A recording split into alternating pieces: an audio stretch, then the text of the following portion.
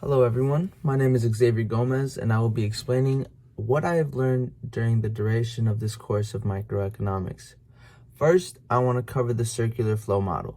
I had no prior knowledge to this model ever existing, but when studying it in further detail, it has helped me grasp a better understanding on our society's economy and market. So, the way a circular flow diagram works is that households consume the goods or products of firms. Households then offer firms certain factors in which businesses can produce more products for households to later consume. Households may supply land to produce certain goods, and they may also provide help in forms of labor. The purpose of this diagram is to give a visual representation of how money and products move within our economy and market. Secondly, I would like to cover the difference between inelastic and elastic goods. When a product is elastic and the price increases, that means that the demand of the product is going to decrease. When a product is inelastic, on the other hand, if the price were to increase, the demand would remain the same regardless of the change in price. Examples of elastic goods would be soft drinks, cars, cereal, clothing, etc. Examples of inelastic goods are gas, cigarettes, rice, etc. This would play a role in my future plan because my goal is to own either several businesses or just one business.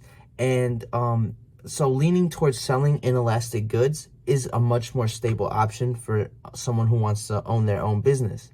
When goods are inelastic, this allows for that certain business to be better equipped for profit maximization and are better protected if there's a downturn in the market.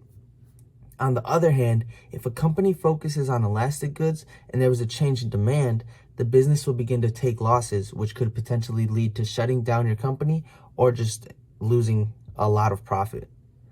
Finally, I would like to differentiate between total utility and marginal utility. Total utility measures the satisfaction an individual receives after consuming a specific quantity of a good or service. Marginal utility is the satisfaction an individual receives from consuming one additional unit of a good or service. So knowing the difference between these two can determine which products or services you or someone else's company should prioritize. In the given scenario that marginal utility is positive, an increase in the quantity consumed will increase total utility of a good or service. So these are the products that you should continue producing because they provide the most satisfaction for the consumer. And when the consumer has a lot of satisfaction, they are going to continue to demand for that product.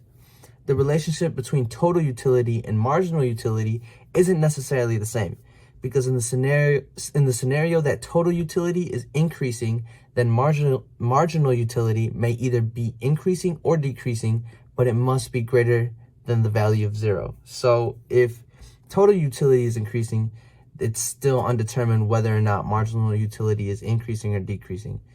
I appreciate those of you who watched this video. Have a good rest of your day.